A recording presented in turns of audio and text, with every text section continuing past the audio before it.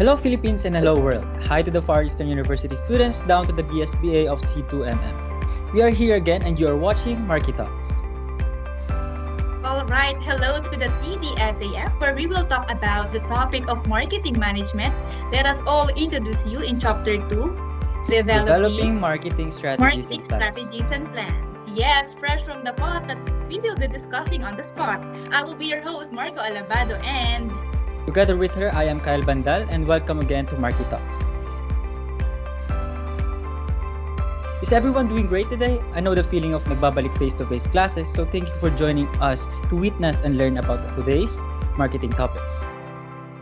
Yes, and with the help of some personalities, we will be able to open the door of discovery about the marketing strategies and plans. That's great. I know everyone is excited to meet our guest speakers for today, and to give you the benefit of the doubt, let us introduce them. Yes, so let us all welcome the managers and the CEO. First, Christian Carlo Camangeg. Rhaine Curva. Yes, and we have here Nicole Angela Coma. Christian Ku, where he is on his way for our event. Yes, and we have here Sophia Anciete. And of course, John Raeniel Bermejo. Ayan, so hello to everyone and we will now give the stage to all of you.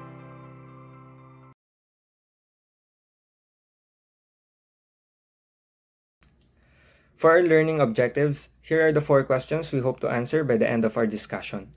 Number 1, how does marketing affect customer value? Number 2, how is strategic planning carried out at the corporate and divisional levels? Number 3, how is strategic planning carried out at the business unit level? Lastly, number 4, what does a marketing plan include? To start off our discussion, let's talk about marketing and customer value. Marketing refers to the process of promoting and selling products or services to the market, while customer value refers to the product's worth to the customer versus the possible alternatives available in the market. There are 4 topics under marketing and customer value, which are the value delivery process, the value chain, core competencies, and the central role of strategic planning. The value delivery process. This is the result of combining value creation and delivery process, which is divided into 3 phases, including choosing the value, providing the value, and communicating the value. In choosing the value, the marketing management researches on market segmentation, targeting, and positioning. Through this, the management will know what the customers want and what value to consider when creating or producing a product. Next, providing the value.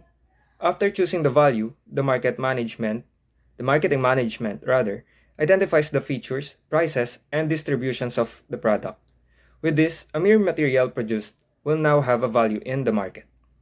Lastly, communicating the value. Now that your product has value, it is now time to introduce it to the public through internet, advertising, and other communication tools. Moving forward, let's now talk about the value chain. Value chain refers to the life cycle of a product starting from when it's just a raw material, then added with value through production until it reaches the consumers as a finished product. Also, it is a tool for identifying ways to create more customer value as it shows the whole process of producing a product. This will help managements to create a competitive advantage for the company by identifying the components that can be adjusted in order to increase productivity while keeping the costs reasonable. Next, core business processes. This refers to the main activities of the business. There are 5 processes under this topic. Number 1, market sensing process, which is a way of gathering data through multiple channels such as questionnaires, focus groups, and interviews, with the purpose of helping the management teams better understand the market.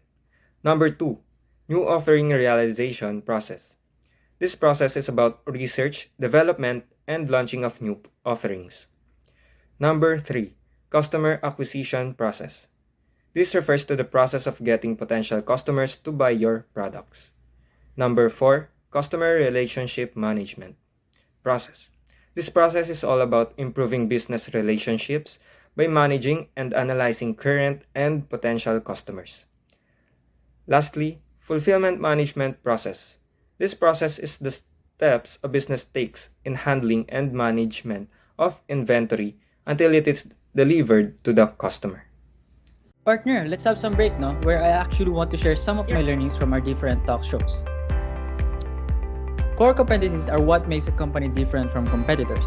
So, as written here, this is a source of competitive advantage and makes a significant contribution to perceived customer benefits.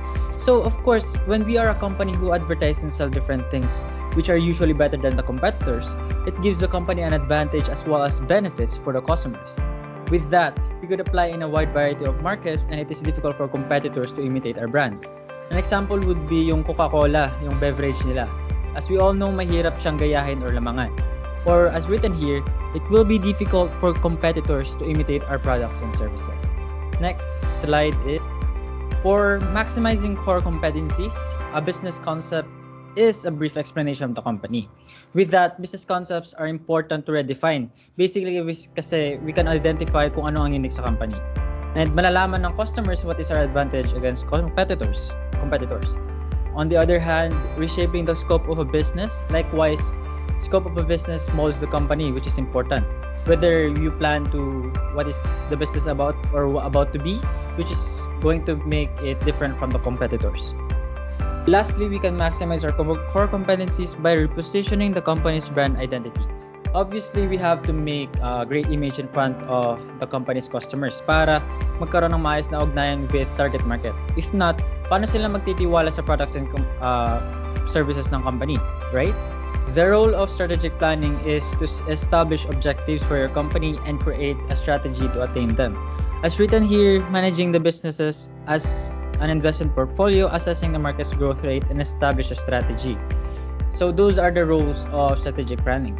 Investment portfolio is kahit anong ownership na pwedeng pagkakitaan in the future. So managing the business itself is the investment portfolio, which is creating strategies to attain the objectives sa kumpanya, and that is the role of strategic planning. Moreover, yung position ng company's market will improve due to the strategic planning. That's it. We have here marketing plan. Majority of us already know what a marketing plan is. However, as written here, marketing plan is the central instrument for directing and coordinating the marketing effort. One of it is strategic, which is a document that directs the marketing initiatives of the company in a year. Pinapakita dito yung mga marketing goals ng company annually or kada taon. Lastly, we have tactical marketing plan. Ito yung applying our business goals to our marketing goals as well. If goal natin is a business to be one of the top sellers in a year, for example, food, any food. Ang marketing goals ay most probably advertising the food through the social media, and that is a tactical marketing technique already. That could be included in the tactical marketing plan. With that, we can achieve both our marketing and business objectives. That is all. And now, giving back the floor with our next guest speaker. Hello everyone, I'm Rhaine and I will be discussing strategic planning, implementation, and control process. Strategic planning is a process in which an organization defines their vision for the future and identify the organization's goals and objectives. From the word strategic, this is the time na bubuo ang isang organization ng strategies for them to achieve their goals and success to their businesses. After the strategic planning, dito papasok ang implementation and control. These are strategic controls at the disposal of the firm to help guide the execution of the strategy. The objective of implementation and control is to keep the strategy execution on track as planned, making sure that results are being delivered. Ito yung nagme-maintain na lahat ng plans and strategies are being conducted and it gives the results na maganda ang kalalabasan ng strategy na yun. It shows here in the screen of how planning, implementing, and controlling are being processed. You can see the connection, right? From corporate to division, to business, and hanggang sa product planning step by step. After that, dyan papasok ang pag-i-implement in which we are starting to organize the plans and implement it right away. If we don't see any problems or what, the last step is controlling, kung saan dyan nag-set ng limitation and everything and checking the results of the plan conducted and by taking a corrective action if may need pa improve or what. So next, for our corporate and division strategic planning, in defining corporate mission, we can better understand the goals of our organizations that should be committed to accomplishing. Dito nakapaloob yung gusto ng isang company na ma-achieve nila sa business nila in the future. Establishing strategic business units may be formed when the business determines that operations should be separate from the company as a whole, which also includes new product lines. This allows the unit to focus on a specific purpose and make strategic decisions that align with the purpose of the unit. Assigning resources to the strategic business unit, same as what I said a while ago. A company can build different product lines, kaya the resources will be distributed to each unit that will help them. And lastly, assessing growth opportunities to identify opportunities for growth in a specific market or business area and formulate an actionable strategy. Companies must continuously strive to identify new growth opportunities to achieve long-term business success. So next is defining the corporate mission. So while defining the corporate missions, these questions will be answered. What is our business? Who is the customer? Or who are the target consumers in that particular product? What is value to the customer? What will our business be? Ano yung magiging business natin? And what should our business be? What kind of business we're going to do or we're going to build? So next is product orientation versus market orientation. So product orientation mostly focuses on the quality of the product, while market orientation focuses on the satisfaction to the customers. So like for example here, there's a company, product, and market. So for example, the Columbia Pictures, they sell movies, that's their product, and they market entertainment. So nabe-benefit yung mga consumers nila ng entertainment sa paggagawa nila ng movies. Lastly, good mission statements. So focus on a limited number of goals, stress the company's major policies and values, define the major competitive spheres within which the company will operate, take a long-term view, are as short, memorable, and meaningful as possible. But wait, we are just getting started. Hindi lang new learnings ang mabibigay niya, kaya naman let us all be swayed or swag with the performance of Miss Rhaine Curva.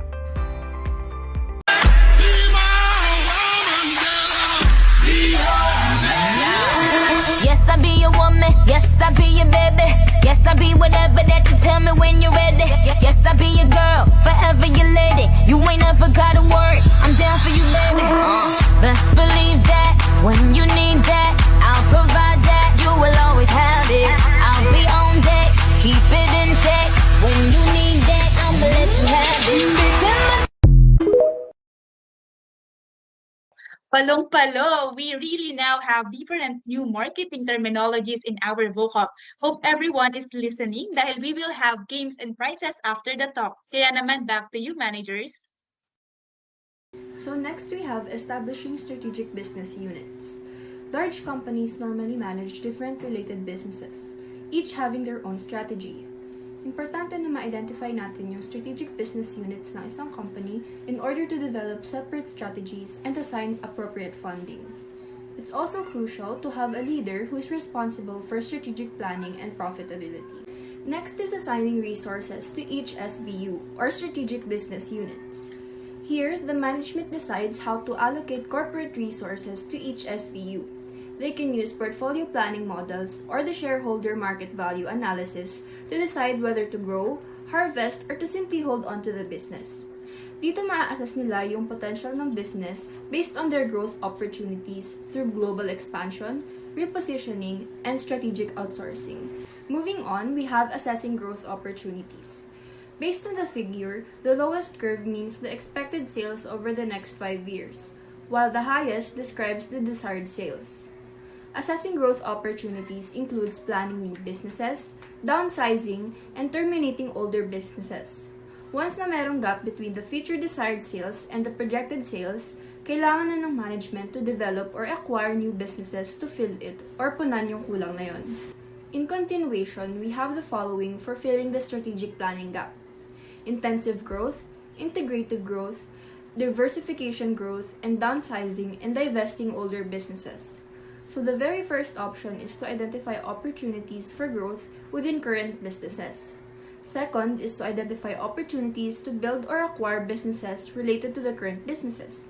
And third is to identify opportunities to add attractive unrelated businesses. So the first one is intensive growth. Corporate management should first review opportunities for improving existing businesses. Now, the image on the right is from the fashion brand Liz Claiborne. Dito, nag-focus si Claiborne din sa stores niya na more on juicy couture, like yung mga fitted na velvet-style tracksuits, imbis doon sa mga slower-growing clothing lines niya. Here, she evidently used the product market expansion grid, wherein kinonsider niya yung opportunities ng brand to grow gamit yung current products niya sa current market. Then after that comes the development of new markets for current products, new products for current markets, and new products for new markets. Hello! Good day to the student of FEU and to my fellow CEO and manager. My name is Manager Ku Christian. Sorry I'm late, so what are you waiting for? Let's begin! Figure 2.3 ESPN Growth Opportunities. ESPN has pursued a variety of growth opportunities through its focus on sports programming and news. ESPN grew from a small regional broadcaster into the biggest name in sports. In the early 1990s, the company crafted a well-thought-out plan. Whatever sports fans watch, read, discuss sports, ESPN will be there. It pursued this strategy by expanding its brand and now encompasses 10 cable channels, a website, a magazine, some restaurant, and 600 local radio affiliates. Integrative growth. A business can increase sales and profits through backward, forward, or horizontal integration within its industry. A company may acquire one or more of its supplies to gain more control or generate more profit backward integration. Diversification growth. Diversification growth makes sense when good opportunity exists outside the present business. The industry is highly attractive and the company has the right mix of business strength to succeed. Downsizing and divesting older business. Companies must carefully prune, harvesting or divest tired old business to release needed resources for other uses and reduce costs. Organization and organizational culture. A company organization consists of structure, policies, and corporate culture, all of which can become dysfunctional in a rapidly changing business environment, whereas manager can change structures and policies through with difficulty. A company culture is very hard to change. Yes, adapting the culture is often the key to the successful implementing a new strategy. Before we proceed, let us all feel alive with the sonorous performance of our super hot ethics leader, Christian Carlo Camangeg.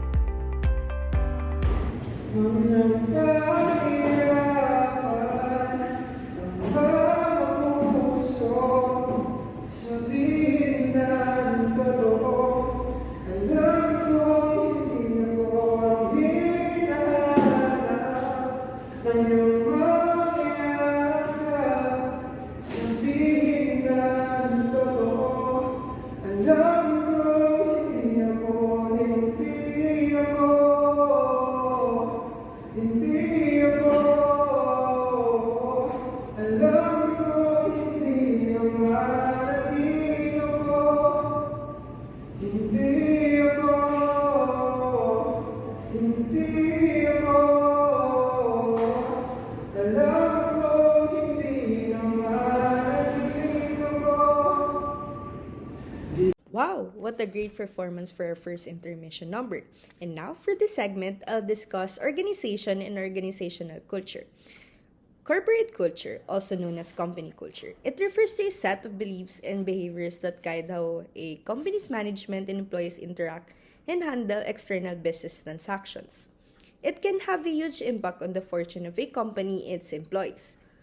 It will be reflected in its dress code, business hours, office setup, employee benefits, turnover, hiring decisions, treatment of employees and clients, client satisfaction, and every other aspect of operations. It is also influenced by national cultures and traditions, economic trends, international trade, company size, and products. Marketing innovation.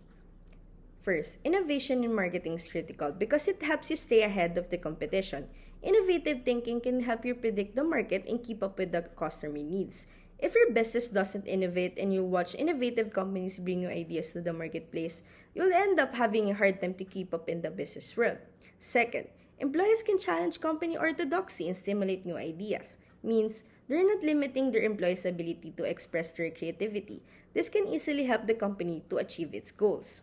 Lastly, firms develop strategy by choosing their view of the future, which they call as scenario analysis. It is a process of estimating the expected value of a portfolio after a given period of time, assuming specific changes in the values of the portfolio securities or key factors take place, such as a change in the interest rate and the response to an unfavorable event, and may be used to examine a theoretical worst-case scenario. It can apply to investment strategy as well as corporate finance. Business unit strategic planning process. First, business mission. It is based on the mission derived by the business. Managers, employees, and often customers collectively develop a clear-cut and reflective mission statement. This helps the business acquire a sense of purpose, direction, and opportunity. Specific missions must be defined by each business unit within the company's wider mission. For example, Instagram is a part of Facebook. While Facebook's mission statement is to bring the world closer together, Instagram is to capture and share the world's moments. Next, external environment. Opportunities and threats are macro level or external aspects of an organization. This cannot be changed nor controlled. Opportunities work in favor of an organization's business, while threats may unfavorably affect an organization's business performance. Next, internal environment. Strengths and weaknesses are micro-level or internal aspects of an organization. This can be mastered and needful changes can be brought about with appropriate strategies. Strengths are the characteristics that help achieve an organization's objectives, while weaknesses are all those characteristics that can prevent the organization from achieving its objectives. Next, goal formulation. The development of certain goals for the planning period. Its specific objectives pertaining to magnitude and time are described by managers with the help of goals. Next, strategic formulation. It refers to the game plan for achieving the set goals. Next, program formulation and implementation. Once the marketing programs are formulated, the marketing people must estimate their cost. Also, in implementing strategy, companies also must not lose sight of their multiple stakeholders and their needs. And lastly, feedback and control. Measures the results of marketing decisions, comparing these results to goals, and then taking corrective actions so as to meet these goals of the company. This is. It is a prerequisite to evaluate the company's competitive position and to develop strategic planning. It also assesses internal and external factors as well as current and future potential. It is designed to facilitate a realistic, fact-based, data-driven look at the strengths and weaknesses of an organization, initiatives, or within its industry. The organization needs to keep the analysis accurate by avoiding preconceived beliefs or gray areas, and instead focusing on real-life context. And for my last topic, external environment. First, marketing opportunity. It is a qualified sales lead who a sales team reviews and identifies as someone in potential need of a product or service. It also creates the foundation for driving sales and are more likely to end in a successfully closed sale, often better than other types of sales leads. Marketing opportunities are already qualified as the customer having a problem that you have the solution to, and the customer has verified they have the resources to purchase that product or solution. Lastly, environmental threat. Any factor in the market external to the marketing organization that has the potential to negatively impact demand for the market's product or service. An environmental threat might be the entrance of a new competitor, the merger of two competitors, the introduction of a new brand, the development of new technology, legislative changes, or social and economic trends. For example, the tobacco industry has faced numerous environmental threats due to increased social, medical, and legislative pressure against smoking. The marketer must be positioned through competitive intelligence and other market trend research to respond quickly to environmental threats. the tobacco industry responded by deeply discounting some brands and redirecting its resources to non-tobacco products and to foreign markets where the environmental threats are not as great. Grabe pasabog ng mga invites natin, partner. Kaya naman motivated din ako to share something with our audiences. So actually, partner, no, first, we have here the marketing opportunity analysis. Ayun nga, from the term analysis, no, it is to examine or to check, where it is a tool to identify and assess the attractiveness of a business opportunity to be viable and visible.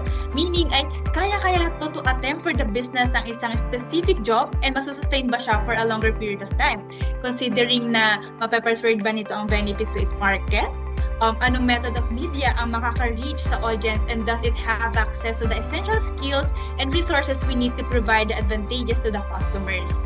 And also, it can offer kaya the advantages more effectively than any current or future competitors. And of course, by considering the financial rate and returns. In short, as we can see, it analyzes the overall job in one business to check its opportunity it can give. And so with this one, I just want to share the figure in the opportunity and threats matrices, where it shows not only the opportunity I discussed earlier, but also the other side, which is the threat. So where in opportunity matrix, it checks if madedevelop ang attractiveness ng isang company, that it will show how high or low the probability of success. That the example here is, let's say the company wants to develop more powerful lighting system. But on the other hand is the threat matrix that examines the seriousness and probability of occurrence na what if the competitor is mag-develop ng more superior lighting system. So high or low ba ang magiging impact nun sa plan in one own company. So we have here the internal environment, where it evaluates the company's internal situation, including its collection of resources and capabilities, its cost structure and customer value, and its competitive strengths within the organization's boundaries, such as employees, management, and culture. How well the company's strategy works, important resources and capabilities. So from the strengths and weaknesses, is the company competitively stronger or weaker than its rival, and what strategies to do to overcome the issues. Next is the goal formulation, or MBO, meaning management by objective. So on this part body, it defines the goal of the organization. Setting objective is not only critical to the success of the company, but it also serves a variety of purposes. And it should be arranged hierarchically, quantitatively, realistic, and of course, consistent. Di ba, partner? The objectives are really important, kaya nga we always started our chapter with its objectives. And lastly is the strategic formulation, and we have here the Porter's generic strategy. So where the strategic formulation is the process of using available knowledge to document the intended direction of a business and the actionable steps to reach its goal. So it comprises 3 basic strategies, namely, where makikita natin here on our slides, the overall cost leaderships, differentiation, and focus, where on the overall cost leadership is the first of Porter's generic strategies that focuses on the pricing side of the business from the term cost. Diba? So it's an approach where the company provides a quality product that is on par with the competition for a lower price. Then the next strategy is a differentiation strategy that aims to show the difference between your products and its competitors. Ayan, parang compares, diba, the difference. So this generic strategy is much more effective if you have something that the other products don't have. And the last of the 3 strategies is called focus. So the scope of this strategy includes specific consumers. So focus ka lang dapat sa target market mo. Kaya naman, for our last invite, let us all give our ears to Raeniel Bermejo. Hello everyone, my name is Raeniel Bermejo, and I will talk about strategic formulation with strategic alliance. So there are 4 categories of marketing alliance, starting with product or service alliance. So let's define first what is product or service alliance. So one company's license to another to produce its product, or 2 companies jointly market their complementary products or a new product. For the example is the credit card industry is a complicated combination of cards jointly marketed by banks such as Bank of America, credit card companies such as Visa, and affinity companies such as Alaska Airlines. The next is the promotional alliance is the one company agrees to carry a promotion for another company's product or service. McDonald's, for example, teamed up with Disney for 10 years to offer products related to the current Disney films as part of its Meals for the Children. Next is the Logistics Alliance. So one company offers a logistical services for another company's product. For example, Abbott Laboratories warehouse and delivers 3Ms of medical and surgical products to the hospital across the United States. And lastly, the pricing collaboration is one or more companies join in a special pricing collaboration. Hotel and rental car companies often offer a mutual price discounts. Next is the program formulation and implementation. So there are 7 McKinsey elements of success that describe how well your organization is positioned to achieve its goals or what elements influence the ability to implement change or successfully. So let us first discover the background history of the McKinsey elements of success.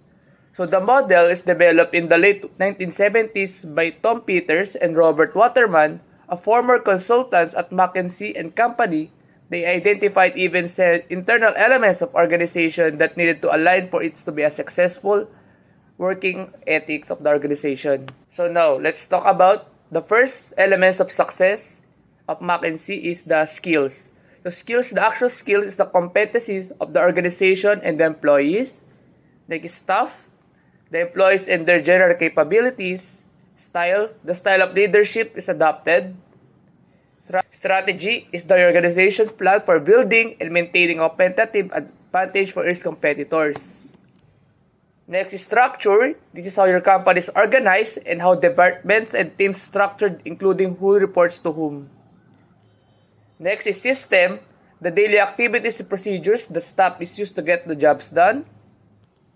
And lastly, the shared values. These are the core values of the organization. It reflects its general work ethic. They were called the subordinate goals when the model was first developed. Next is the feedback and control. So there's a quotation by Peter Drucker that it says, "It is more important to do the right thing to be effective than to do the right things to be efficient." So what he mean by that? It means that it's always more important to know the right things to do than to do the right things. Because efficient without effectiveness makes no sense. So effectiveness without efficiency always taken as a learning stage. So it always helps us to evolve and improve. So this is our marketing plan contents for our whole presentation. So this is our evaluating a marketing plan. And lastly, the other marketing plan contents starting with marketing research. It means that the process determining the viability of the new service or product through research is conducted directly to potential customers. So market research allow a company to discover a target market and get opinions and other feedback from consumers that about their interests in the products or services. Next is the specification for internal and external relationship. So starting with the internal marketing is an ongoing process that occurs religiously within a firm whereby the functional process is to motivate, empower, and align employees at all and management levels to consistently deliver a satisfying customer experience. The next is the external relationship of marketing is the action of business is promoting a selling and services or products, including the market research and advertising the clients and potential clients. And lastly, the action plans and schedule.